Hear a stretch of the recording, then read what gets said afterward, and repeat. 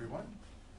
So we're continuing with basically civil law. This is Bava Batra is Jewish law, but it's civil law. Very little to do with holidays or how big the sukkah is supposed to be or something like that. This is basically how people get along with each other within their communities. And so today we're going to get a little bit into the laws of how charity is collected by the community, how it's distributed as well. So on your handouts, you have flag in the Hebrew, and on the bottom of the page there's a little flag in the English all the way on the bottom, because the English translation is continued into a later place in the book, and that's why I gave you that little second paper that shows you the continuation of the Hebrew from this page. So you see the flag. You're about 7 lines up from the bottom of the page. We're on Daf Ches, that's 8a, Ches Amid Aleph, in Bava Batra. And the Gemara says, Amar Rav Asi, Amar Rav Yochanan. Rav Asi says the name of Rabbi Yochanan, Hakol L'Pasei Ha'ir, Va'afilo Miyasmi. So if you remember last time, there was a little bit of a controversy over whether charity should be collected from orphans. Orphans who inherited from their parents, assuming maybe they are underage. Should we expect them to participate in contributions for communal reasons? So now they're talking about putting up pillars for surrounding of the city. And so he says that even from orphans we collect from them, of our Rabbanan lo. But the rabbis, we do not collect from them. Why not? Why not? The Rabbanan lo tzorkin into Rusa. Because the theory is that somehow or other, from all of their study and their good deeds, they don't need some protection so much as do the rest of us, and therefore they may not need to have to contribute to it. Amar Papa, l'shura l'parsha l'tarzina. So in terms of the guard and the guardhouse, and maybe there could be a sentry riding around the area. Afilo miyasmi, even the orphans have to contribute to that. Avor Rabbanan lo tzrichin l'terusa. But since the rabbis do not need this protection, again, this is the theory that they're protected because of the lives that they live. So no comment from me on whether that rule applies or not. But in any event, klala de milsa. So the rule is kol milsa iskehu hanoa mine afilo miyasmis. Anyone who benefits basically from the protection. So, it's pretty common right now, unfortunately, in synagogues around the United States and throughout the world, where people have become aware of threats that are taking place all the time, and so there are all kinds of campaigns now. The synagogues are collecting extra money for security and safety. So basically, it's saying that anybody that benefits from that needs to contribute to it. Rabba Ramo Tzedakah Ayasmi Devei Bar Marion. So Rava was in charge of the city in Bar Marion, and he asked the orphans to also contribute towards his charity. Amalei Abaye. So Abaye said to him, V'atani Rabbi Shmuel Bar Yehuda, but didn't Rabbi Shmuel Bar Yehuda teach, Ein poskin tzedakah al yisomim? We do not ask these orphans to contribute, afilu lepidyon shvuim, even for the ransoming of hostages, which was a pretty big issue. It's throughout the Gemara. There are cases talking about people who were kidnapped, basically, and the Jewish community coming together to pay ransom for them. So he's saying that orphans are not asked to contribute towards that mitzvah. Omalei ana lecheshboninu ka'avidu. He said, I did it not because I wanted them to pay, but I wanted them to feel like they were important people in the community. So sometimes, when and I can say it because the shul is in a building campaign right now, and we're raising money for construction of the new building.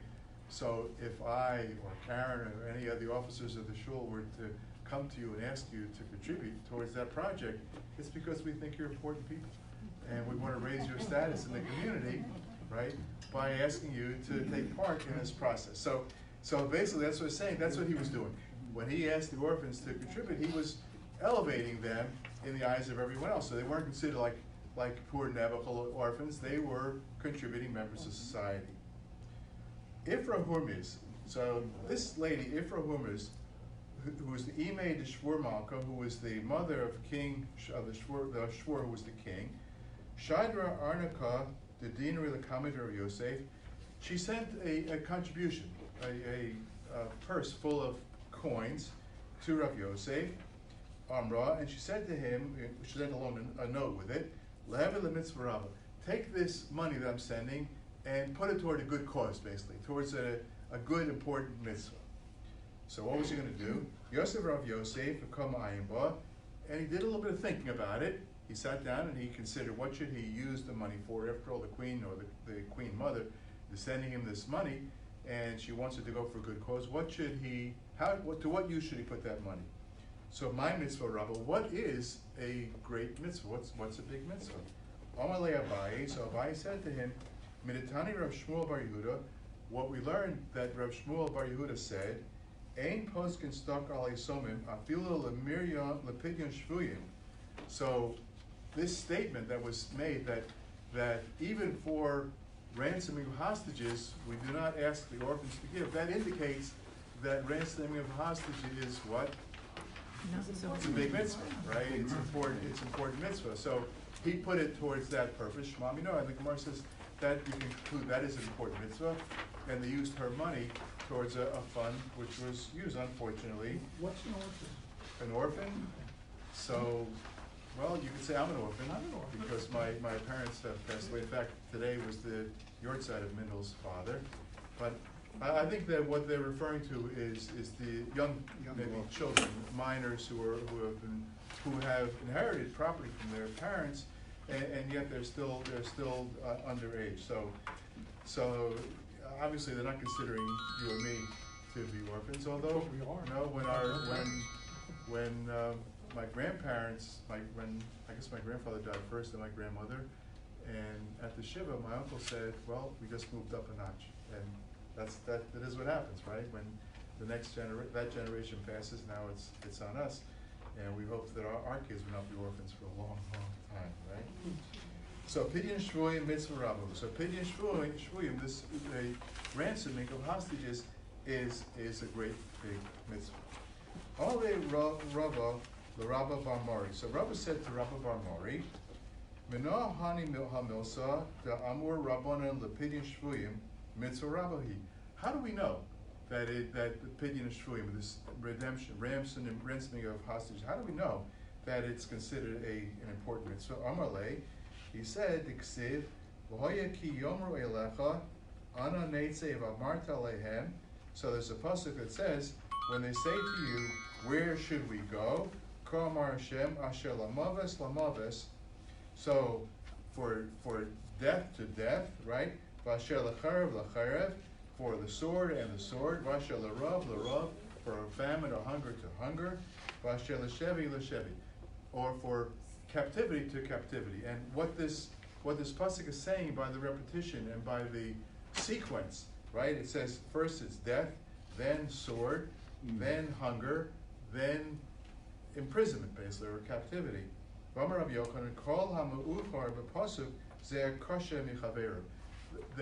way that they're listed, the order in which they're listed, indicates the difficulty or the severity of each of them. So, in other words, death is one level. Death by the sword is more painful. Hunger, dying of hunger is worse than that. And being a captive, dying, I guess, in prison, is the worst of them all. So the Gemara elaborates, Cherev kasha mimovis, a sword, or dying by the sword, is more difficult or more painful. I mean, imagine, I thought about that incident that happened on Hanukkah where a Hanukkah party in Muncie was attacked by somebody with a machete, and imagine the fear, the pain, and everything that went along with that. So that's so it says Cherev kasha mimovis. So dying by the sword is more painful, more difficult than a natural death. Mavis, would that be like the kiss of death? Mavis, well, death in general. So let's say a natural death, die in your sleep or die of an illness, but somehow to be hacked to death or stabbed to death, It's much worse. it's probably much more painful. It's worse, right? So I can, in support of my position that killing by the sword is more difficult than just a natural death, I can support that by a pasuk, which I'm going to quote to you now, or even by biological deduction. So he says, svara. So through logic, high kaminovel, high low kaminovel. So the body of a person that dies of the sword is in a much worse shape than the body of a person who dies of natural cause. So not only is it more painful, but your body's mutilated, and we all believe in Techiyas HaMeisim. We're gonna at some point we're gonna be resurrected from the dead, whatever, and the tradition says that your restoration or your resurrection, rebirth, whatever, is going to start out in the position you were when you died. So you're going to look like what you. That's right. So if you died peacefully in your sleep, then you're going to look different than somebody who was hacked to death. So that makes the death by the sword worse than just a natural death. And I'll give you a quotation from Tehillim, from the Psalms. It says, Yokar be'eni Hashem hamoso l'chasidav, that in Hashem's eyes, the death of his righteous ones is a precious thing.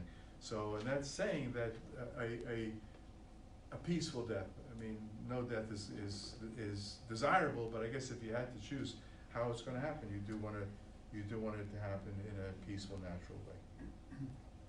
Okay, so we've established that death by the sword is worse than a natural death, but the statement continued and said that hunger is worse than that. Rav kosher mecherev, so dying of hunger is worse than dying by the sword. Ibois ema svara. So I can logically explain it to you because high come and star, the high low come and star. Hunger takes a while. To starve to death takes a period of time, right? You can live for a certain number of time, a certain length of time without dying. Whereas if you're dying a violent death, that's pretty quick. So the hunger lasts a long time, and so the pain is greater. Or I can give you a reference to it. So Tovim hayu chalalei cherev mechalei rav. So there's a pasuk that I can give you from Eicha that says that it's better to have died of the sword than to have died from hunger. Mm-hmm. So and then we ended up by saying Shevi Mikulam, and being a captive is worse than all of them because it includes all of them. Because when you are in a prison, and the prisons they're talking about are not like our prisons where they give you soccer fields and internet and everything. So their prisons incorporate all of these things. There was violence, there was hunger, there was death. So being in prison is worse than all of the others. Tanarabanan. So now we're going to get into how charity was collected by the community, then how it was dispersed. Kupa shel tzedakah nigbeis b'shnayim. So in terms of the collection, two people would go and collect the charity. It was chalekes b'shlosha, and it was divided by three people. And the reason that so think about it. I mean, why? Pardon? Checks and balances, exactly right. So that's why you have two. So you have checks and balances. In fact, we're not going to get into that in this Masechta actually, but when it talked about how the shekalim were contributed every year, we have to give half a shekel as like a census, and the Kohen who was bringing those shekalim into the room in the temple where the shekalim were kept had no cuffs on his pants, right, to make sure that right, no pockets, no cuffs. So because he didn't want anybody to suspect that right. So just like I said, checks and balances. So in terms of the collection, it's two checks and balances. In terms of distribution, though, they use three because where do we see three people?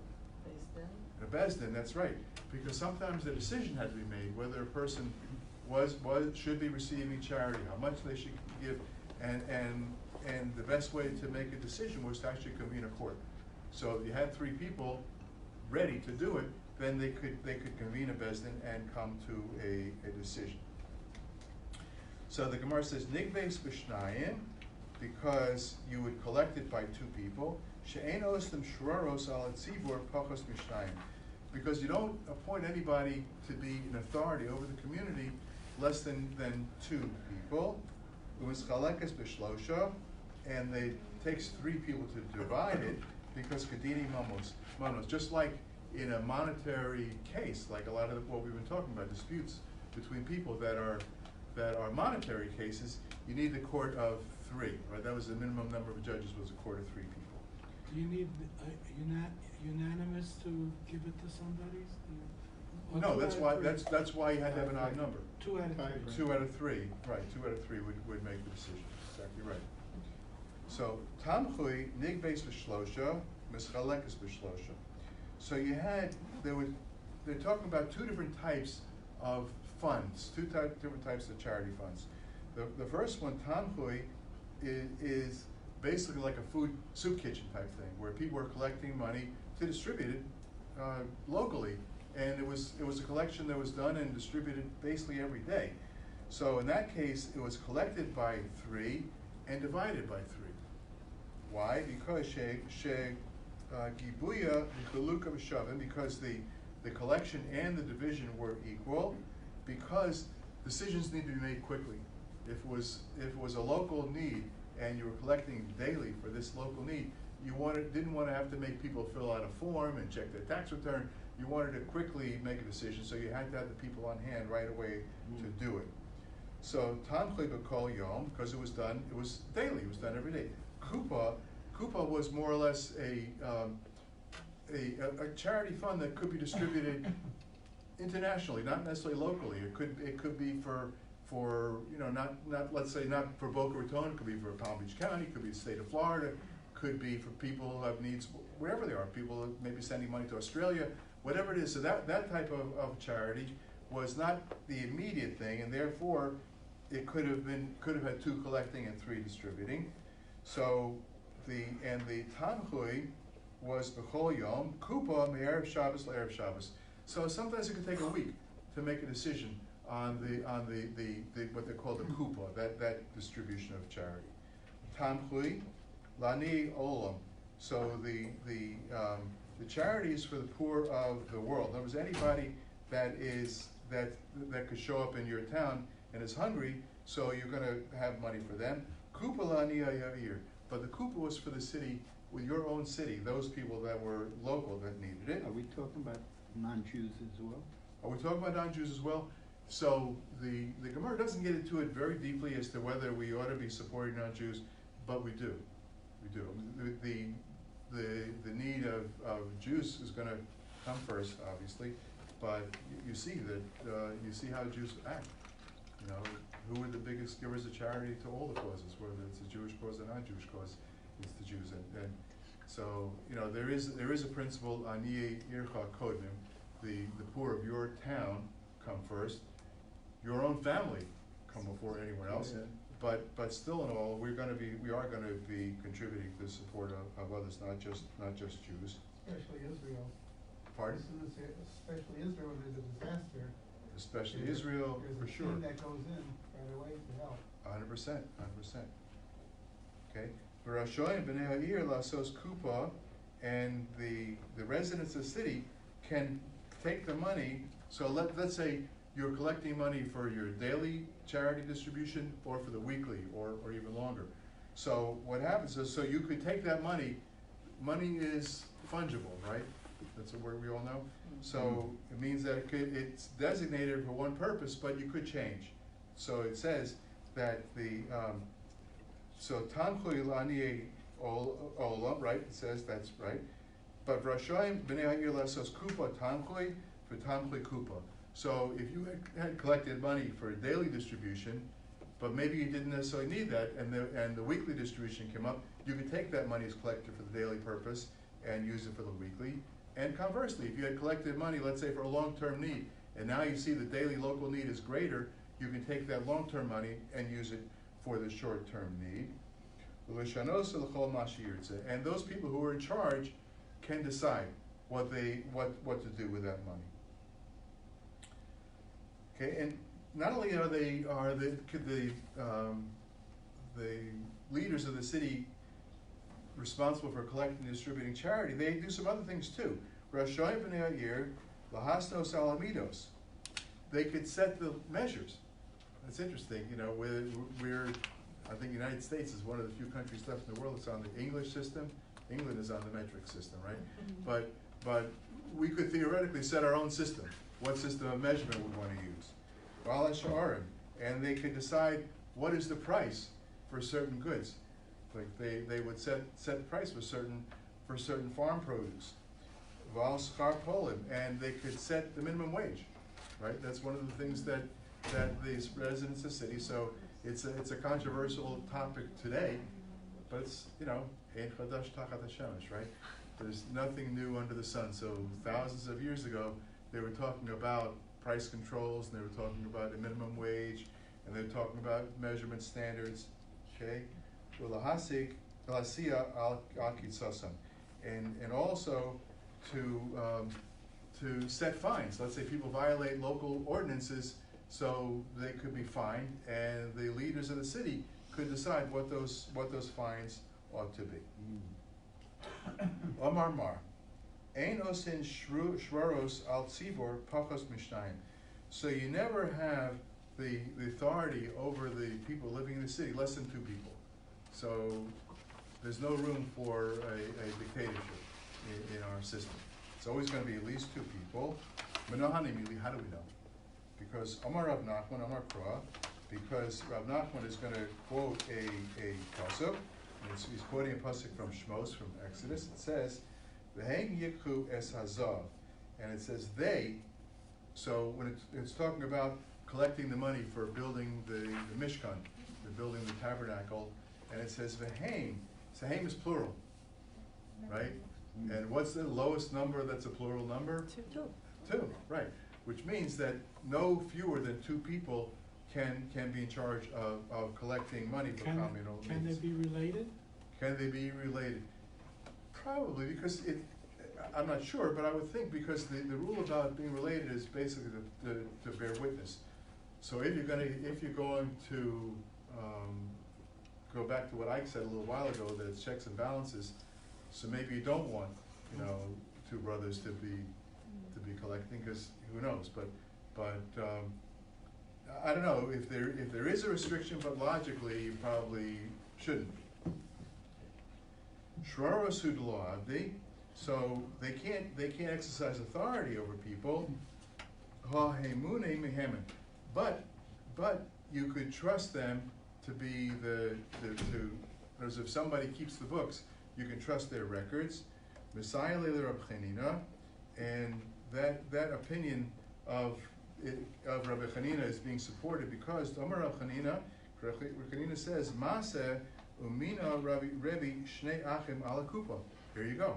So here was a situation where Rabbi Yehuda Anasi appointed 2 brothers, right? So Heshi had a good question, and he anticipated the statement of the Gemara that these 2 brothers, Rabbi Yehuda Nasi, who was the head authority in the area, decided that he could trust the 2 brothers to manage the communal charity funds. So Maishraru, so what when you talk about authority, so you're saying that people who go and collect charity or collect taxes from the local populace, is that an authority? What type of authority is that? Damar Rav Nachman, Amar Rabba bar Avua. So Rav Nachman said the name of Rabba bar Avua, Lefi Shem Mashkinin al Hatzdaka Va'afilu B'erev Shabbos, because if they basically assess everyone to contribute charity, so and it's not quite like here where we charge dues to belong to the shul, but we really have no authority to collect it. But in those cases, they apparently did have the authority to collect it, and not only did they have the authority to collect it, if a person didn't pay, they could go and seize property as collateral for that obligation, and they could even do it on Friday. So the Gemara is saying, is that so? Haksiva bakarato al kol lachatzav. That, so that's like you're oppressing the people, and the prophet, this is Yirmiyahu, the prophet Jeremiah, says people who oppress others, we're gonna punish them. Amar Rabbi Yitzchak bar Shmuel bar Marta Mishmei Rav. So Rabbi Yitzchak, the son of Shmuel bar Marta, said the name of Rav, Va'afila al gaboy tzedakah. So even the people who are collecting charity can in some cases be considered oppressors, because if people have difficulty paying or whatever it is, and you go ahead and you take away something of theirs to hold until they make good on their charitable obligation, that sort of is oppressive. So the Gemara says lo kasha. So no, it's not really a difficult Gemara to understand, because had amid, had lo amid. So one is a case where the person really is capable of paying, and for whatever reason he's holding off on paying his share. So and if you remember when we were talking last time about building walls around the city, who has to pay more, and so how do they assess it? Is it based on how many people live in your town, or how many people live in your household, or what's your net worth, how close you are to the city gates, and so on? So apparently people who had more means were expected to pay more, and if they were slow to pay, the court had a right basically to go and collect it from them. What's the issue even on Friday? I mean, what's... So because on Friday, because everybody's busy on Friday. So if the court comes, let's say the bailiff of the court comes to our house on Friday afternoon, and I can tell you this Friday it's going to be very busy in our house, because grandchildren are coming and there's going to be a lot of cooking going on, and they come to Mindel. They say to her, you've got to pay up. She, listen, I'm busy. I got to make the kugel. I don't have time to write out the check. They can sit there and wait and make her pay, even on Friday afternoon. So that's not an excuse. That's not me. Is that? What is it? That's somebody's phone. Okay. So obviously, if someone is better able to afford it, you can be a little stronger with them. So Kihada Rava Achbei Rav Nasan Bar Ami. So in Rava's case, there was an incident where he went to Rav Nasan Bar Ami, who was apparently a wealthy person. V'shakal minei arba mea zuzil tzedakah, and Rava basically compelled him to turn over 400 golden dinars, which is a substantial amount of money, for charity. And so Rava uses authority to basically appropriate money. So in our case, so we have income taxes, and the government has the right? If you don't pay your taxes, they've got a right to come and collect it from you. So in those days, the rabbis, when they had their own administration, had the ability to seize assets from people who were slow to pay their communal obligations. V'maskilin yazhiru k'zohar harakia. So, and it says that there's another quotation of a pasuk. This is from the Navi Daniel, the prophet Daniel, and it says that those who are wise are going to shine like the heavenly bodies. Hamaskilin yuzaru k'zohar harakia. What does it mean? Zed dayan shadun din emes lamiso. That is somebody who is it that's like somebody who shines in the sky like the stars? That is a judge who judges a true judgment, right? Umatzdiki harabim kekochavim le'olam ha'ed. And somebody who turned many towards righteousness is like the their brightness, their illumination will last forever. Who are they? Elu gaboy tzedakah. So in other words, it's saying that maybe people are somewhat reluctant at times to meet their obligations, but when the gabayim, when those people will come to them to collect them. By the way, we use the term gabay today as somebody who sort of runs the shul and decides who gets aliyahs and everything, keeps things running. But the gabay tzedakah is the person who collects charity for communal purposes. So similar, it's the same word, but it had different uses. So when the Gabbai comes and asks you to make your contribution, he's helping you. Because after all, he's giving you this great mitzvah, this opportunity to participate, and he gets the reward, and you get it as well. So b'masnisa Tana, we learned in a brisa, hamaskilim yashiru kazor harakia. So again, we said that they shine brightly. Zedain shadun din emes lamiso v'gabay tzedakah. So that is a true judge, as well as the gabay tzedakah who's busy raising charity. U'matzdiki harabim kekochavim l'olam haved. And those who influence the people to do the right thing. So another interpretation is Elu Malamdi Tinokos. That is people who teach children. So somebody who teaches children, bring them closer to the Torah. So that is somebody that is going to be, so they're praiseworthy basically. Kigon Man, like who? What's an example of somebody who did that? Omar Rav, Kigon Rav Shmuel Bar Shilas. That's like Rav Shmuel Bar Shilas. Because what was his claim to fame? What did he do? The Rav, Ashkechel Rav Shmuel Bar Shilas. So Rav happened to come upon this person, Shmuel Bar Shilas. Nahava Koi Beginta, and he was standing in the garden.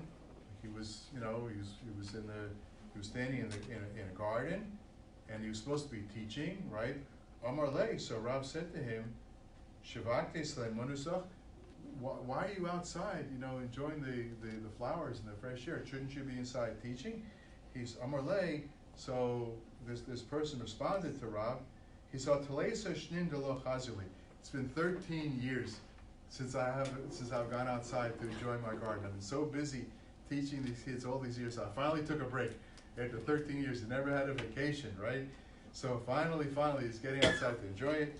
So Vahashanami Data Olavai. And even now, I'm out there, I'm in the garden, I'm enjoying the beautiful flowers, but I'm thinking about the lessons I have to teach the children. So a person like that, that's somebody we have to look up to that person. Okay, V'Rabbanan Mai. So we said that good judges are good, tax collectors are good, white stock are good. How about the rabbis? Right? Don't we have something nice to say about the rabbis after all? Amar Ravina, Ba'avav Kitseis Hashemesh. So he says that those that love him are like the sun when it comes out in its power, in its might. So they've got a good word to say for the rabbis as well. Tana Rabbana. So continuing with the discussion about collecting charity, distributing charity. Gaboy tzedakah einan rashayin lefrosh zeh mizeh. So let's say these two people are out there collecting. Okay, so now Heshi and Isaac, we're going to think about they're not allowed to separate. They got to go together. So, we see sometimes people come to shul, right? A whole bunch of them, and they go one by one. But so I guess they're collecting for their own individual charities. But if they're coming together for the same purpose, they're not supposed to separate. They're supposed to stay together. But but they have to be able to see, at least they have to be able to see each other. So one could be at the gate, one could be in a storefront, whatever. But as long as they can see each other, why do you think? It's a check against theft. Because you don't want to have any suspicion of malfeasance. So you want them to be able to have, each one to be able to have an eye on the other. So matzah mos bashuk. So let's say somebody found money, right, in the market. He's out in the shuk, right? He's in the Carmel shuk in Tel Aviv, and he finds money on the street, on the ground. Lo yitnei b'toch kiso. He shouldn't put it in his own pocket, right? Because he's out. What's he doing there? He's out there collecting charity. He's at work now, collecting charity. That's his job. He's collecting for the community chest, basically, and he finds a $50 bill or maybe a 100 shekel bill on the ground. He shouldn't put it in his own pocket, right? He says, and what you do, but he should put it in the bag or the purse that he's collecting the tzedakah in. That's where it should go. But when he comes home, he can take it. In other words, he found it, but people are watching. So people are going to see what he's doing. So he picks up this 100 shekel note. He can't look around and put it in his own pocket. He's going to take it and put it in the bag. But after all, he found it. He can take it when he gets home. He shouldn't do it while he's out there. People can see what he's doing, right? So he's supposed to set a higher standard in the public, but personally. So but I firstly, understand, he's allowed to keep it. He found it. Yeah. He can keep it. But when people are watching him, he should not give the impression that he's collecting money and putting it to his But own. aren't you supposed to try and find the owner first? There's no way you could in the public purview. Well, How if could you you? find- There's no if seal you on find- it. How would you know? You know, Oh, I found When- money, it when was my- near a car, I asked the person whose car it was. when my little brother was about 5 years old, he found a $50 bill in Frankie's auction market in Hackensack, New Jersey. It was like a big flea market, like the festival market, and he found a $50 bill, and he was with my grandmother, and he said, "Bubby, I found a $50 bill." And don't you know, somebody came right over. I lost it. It was my money. My grandmother was so angry with him. He said, "Why did you say that so out loud?" Because there's no simon, there's no mark on that $50 bill, so nobody can prove that it's there. So if there's no proof, there's no indication of whose it is, you're not really responsible to return it. So if you find something that has somebody's name written on it, right? You find my book and it's got my name inside there, you're not permitted to keep it. You got to return it to me. But if you find cash on the ground and there's no indication as to who it belongs to, you might find my wallet with my Florida driver's license in there. So then you know it's mine.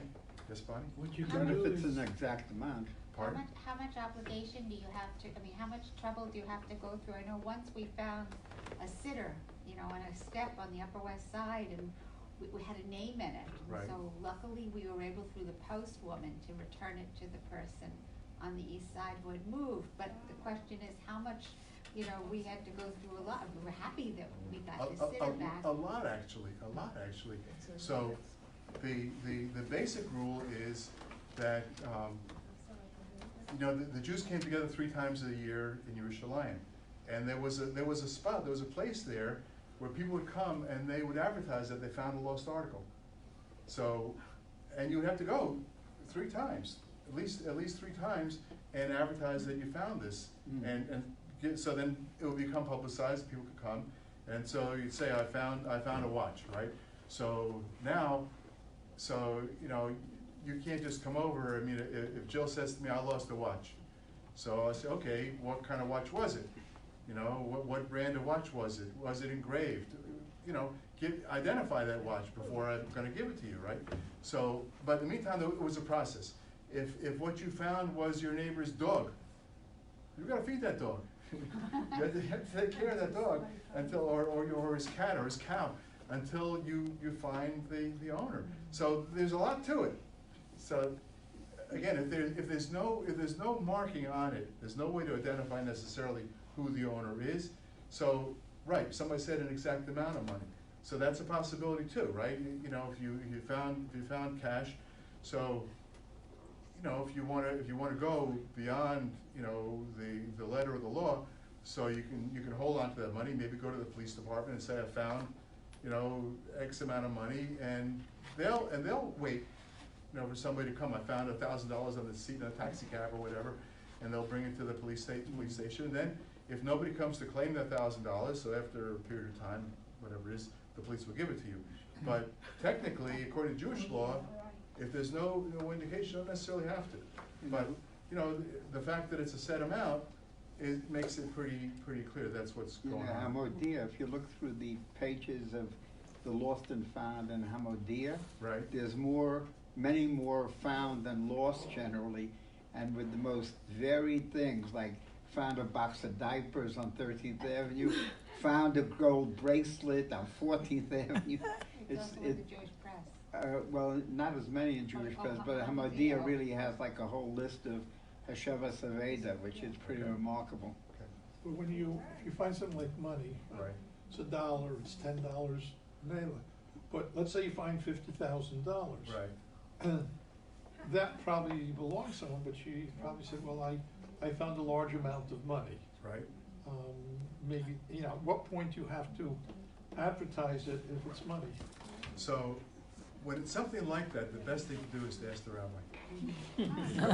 Because the rules are complicated, and you don't wanna take something that is not yours, and someone is looking for it, and they're suffering, they don't have it, but it's a little bit tricky. That's what If you you would. find $50 bill in the shul, you can announce, we found money, please tell us what it is. Right, And if exactly somebody right. says $50, then it's his. Right. Don't tell them what, don't tell them. That's the mistake that my brother made, and my grandmother. That wasn't the shul. It wasn't the shul, it was Frankie's Market, but that's a Masa Shohaya. Okay, and we'll continue, God willing, next week. One comment. I worked in a school, someone lost $5. The secretary went on the intercom, said, if anyone lost $5, come to the office. We had him a line outside for